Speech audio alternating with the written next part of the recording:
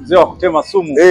Niambie Mnyama Plus. Aisee, ni poa kabisa bwana. Nimekutana na wewe kwa mara nyingine tena. Niambie una lipi ya lipi? Aisee, hebu tuambie bwana. Ya kama umeyasikia, tunasikia kapigwa chini huko. Kapigwa chini wapi tena?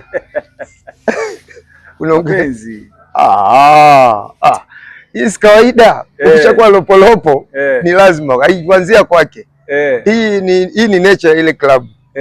Alianza kwanza yule Mwarabu wa nani? Mwarabu toleo la mwisho. Ile Manara. Yule aliachwa kwanza na mke wake wa ndoa. Akaja akaachwa na demu aliyemuiba kwa makabila. Na lopolopo likatembea afu akaachwa na Yanga. Sawa, ninachao kuachwa. Sasa hivi amekuja huyu dogo. Sawa, huyu dogo na yeye alikuja kwa pupa, akaja Chuga hapa Kijenge.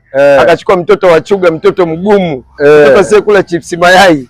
Mtoto anakula ugali, anakula veve. Ugali na mboga ni veve. Mwamba kamchukua kampeleka Dizim, ukaa pale anatambatambana anapiga lele. Na hata wiki siku saba hata mwezi hajatoboa.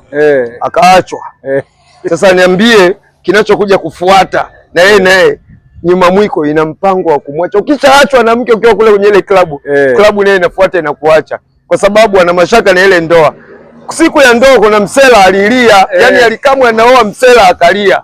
Ikaweka doubt, kwa nini msela anaona wivu na mke naye alichukia. Kwa nini msela anaona wivu huyu mwamba kaoa? Wewe wachunguze kwa nini huyu mwamba nimeoa. Alafu msela analia. Mwanamke akaona acha nipite hivi, labda unaweza kukuta wana kitu kimoja hapa. Sasa nyuma mwiko nao wakasema wanamchunguza, watamtoa nduki kama alivyomtoa Kabwili.